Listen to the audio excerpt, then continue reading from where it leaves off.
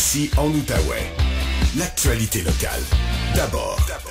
Au 104.7 Outaouais. Jusqu'à 14h. Vous écoutez LP le midi.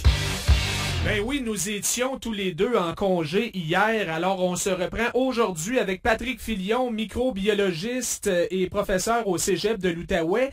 Non seulement a-t-il encore une fois plusieurs nouvelles à commenter en lien avec la COVID, mais il se passe pas mal de choses dans sa vie aussi. Salut Patrick! Salut LP! Écoute, d'abord, félicitations pour le prix que tu viens de recevoir. Mention d'honneur de l'Association québécoise de pédagogie collégiale qui reconnaît ta contribution à la vitalité et la qualité des programmes d'études, ainsi que la qualité de l'expérience des étudiants et étudiantes du Cégep de l'Outaouais. La rumeur veut que ça vient avec une bourse de 100 000 $. C'est-tu vrai, ça, Patrick? Si seulement LP, écoute, j'aurais pris ça avec grand bonheur, peut-être un peu des petites vacances. Mais non, écoute, ça vient pas avec une bourse, avec aucune bourse en fait, mais c'est un honneur là, qui me touche beaucoup. Donc ça a été voté par mes pairs, mes collègues et tout ça. Puis c'est ça, c'est un prix là, qui est remis annuellement aux professeurs au collégial. Donc qu'on me décerne ça là, après mes 21 ans de carrière, c'est ça m'a vraiment beaucoup touché. Puis ça m'encourage là, à continuer le travail que je fais. Ben encore une fois, bravo, là, évidemment pour ta présence aussi dans le monde médiatique là, pendant cette pandémie. Si tu es aussi généreux avec les étudiants du Cégep que tu l'es avec les auditeurs et auditrices du 104.7 et des autres médias de la région, ben c'est amplement mérité. Félicitations. Merci, ça fait toujours plaisir de vous jaser. L'autre chose que j'ai apprise il y a quelques jours sur ta page Facebook, non seulement tu as inventé un jeu de société, mais tu as aussi écrit un premier roman qui sera publié aux éditions La Plume d'Or, un thriller scientifique, Patrick? Ben oui, écoute, c'est plein de belles grosses nouvelles qui m'arrivent depuis une semaine, là. C'est ça, là, j'ai écrit un roman l'année dernière, puis il sera publié là, probablement cette année. Donc oui, un thriller scientifique, c'est sûr que bon, avec mon bagage et mes expériences en tant que microbiologiste, ben, on y va avec ce que je connais. Donc c'est ça, c'est une histoire qui va rappeler un petit peu ce que l'on vit présentement, mais dans on va dire un univers parallèle. Est-ce qu'on est dans l'espionnage scientifique ou les théories du complot ou c'est un beau mélange, LP. Il y a plein de choses là-dedans, puis dans le fond, je me base sur des choses qui sont toutes plausibles. Donc, il n'y a pas un extraterrestre qui débarque là. Pas que j'ai aucune preuve que ça n'existe pas, mais c'est pas ça le point. C'est que c'est vraiment basé sur des faits scientifiques vérifiés. Puis je me suis juste amusé là, à coller quelques éléments ensemble là, pour faire un roman qui se tient. On se promène de la France à la Chine, aux États-Unis, au Canada, à Gatineau. Wow. On s'est plugué quand même dans le roman. Donc, j'espère. Est-ce que le titre est déjà choisi, Patrick? Oui, le titre sera Peur virale. Peur virale. Alors, ça devrait sortir dans quelques mois. Exactement. On va s'en reparler assurément. Ma prochaine question, dors-tu des fois ou... Oui, sais-tu quoi? Je dors beaucoup. Je dors de très bonne nuit, mais quand je suis réveillé, la switch est à on, puis elle est à on pas à peu près. Donc, je m'occupe beaucoup dans mes journées, mais je dors très bien. Un peu TDAH peut-être ou... peut-être, ouais. Alors, hyperactif, mais sans le déficit d'attention, c'est ça? C'est ça, non, hyperactif totalement, puis je bois pas de café, une chance, on en a parlé de ça la semaine passée. On n'en a pas besoin, non. Oh non, my God, non. OK, l'actualité COVID maintenant. D'abord, sortie de l'OMS aujourd'hui, qui dit que plusieurs pays européens, dont l'Allemagne, la France, l'Italie et le Royaume-Uni, ont levé trop brutalement les mesures sanitaires, ce qui expliquerait la remontée des cas liés au sous-variant BA2. Est-ce que la remontée des cas est si spectaculaire que ça, Patrick? Ben, il y a remontée des cas. Puis là, je crois qu'on s'inquiète là, que ça ait des conséquences sur les systèmes de santé. Parce qu'on sait que dans certains pays, là, les mesures ont été levées là, en bloc assez rapidement, contrairement par exemple à ce que nous, peut-être que l'on fait de façon un petit peu plus progressive. Donc, en enlevant tout en une seule fois, ben c'est ça a créé des rapprochements entre les gens, plus de masques, etc. Donc, la transmission a peut-être été facilitée. Donc, c'est sûr, écoute, puis nous-mêmes, on s'y attend. Là, si on retire des mesures, il va y avoir une augmentation du nombre de cas. Oui. Mais c'est drôle, les cas, j'en entends parler là, autour de moi, là, alors que depuis un bout de temps, c'était tranquille. Là. Rien de dramatique, là, mais les cas recommencent, visiblement. C'est ça. Fait qu'il ne faut pas se surprendre de ça. que les cas augmentent. Moi, encore une fois, si les cas demeurent relativement bénins, puis que ça se gère bien, là, comme un rhume, une grippe à la maison, on va vivre avec. C'est vraiment dans la situation dans les hôpitaux. Donc, c'est ce que l'OMS, disons, on va dire, reproche là, à certains pays européens qu'ils aient fait la chose trop rapidement. Mais bon, c'est à surveiller. Moi, encore une fois, là, j'ai pas le sentiment de panique face à cette situation-là. Oui, c'est peut-être ce qui va nous arriver dans quelques semaines quand nous-mêmes, on va retirer les masques. C'est déjà fait en Ontario. Oui. Donc, c'est à surveiller. Mais encore une fois, j'ai vraiment confiance avec le beau temps et tout. Puis on est mieux équipé, on a plus de médicaments, de ressources pour traiter l'infection. Donc, soyons positifs et optimistes. Là, il fait beau aujourd'hui. Là.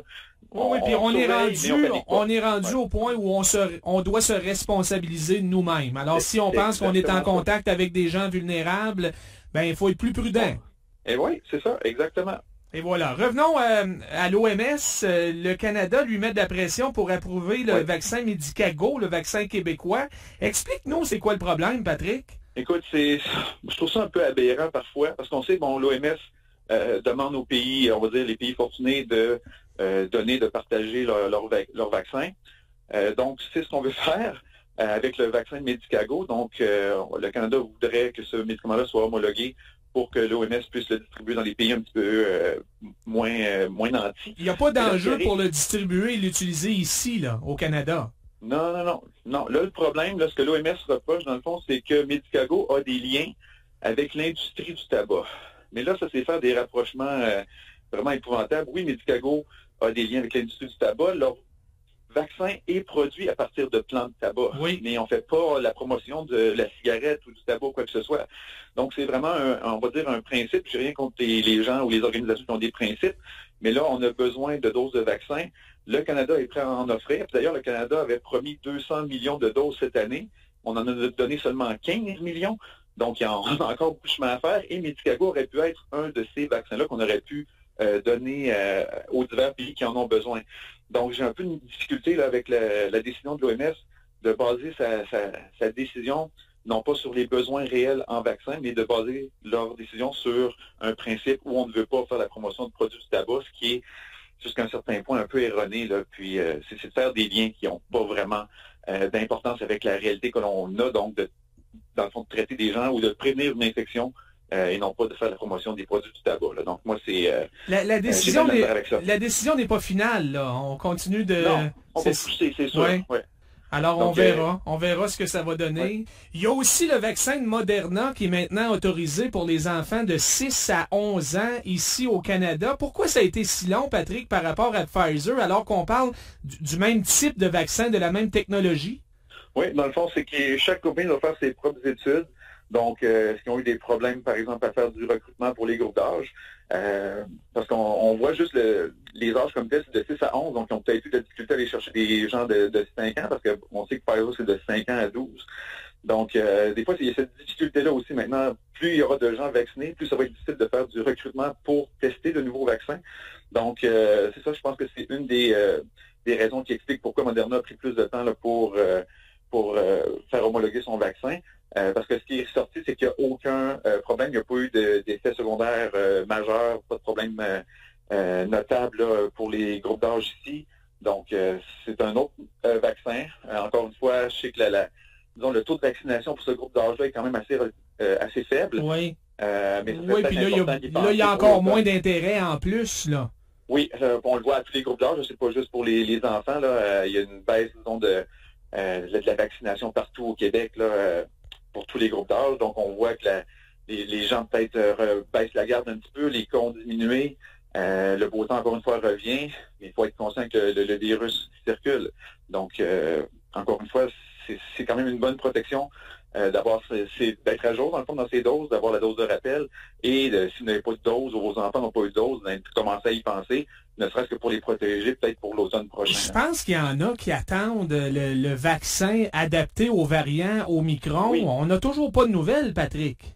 Non, écoute, puis même moi, j'ai hâte que quelque chose sorte à ce sujet-là.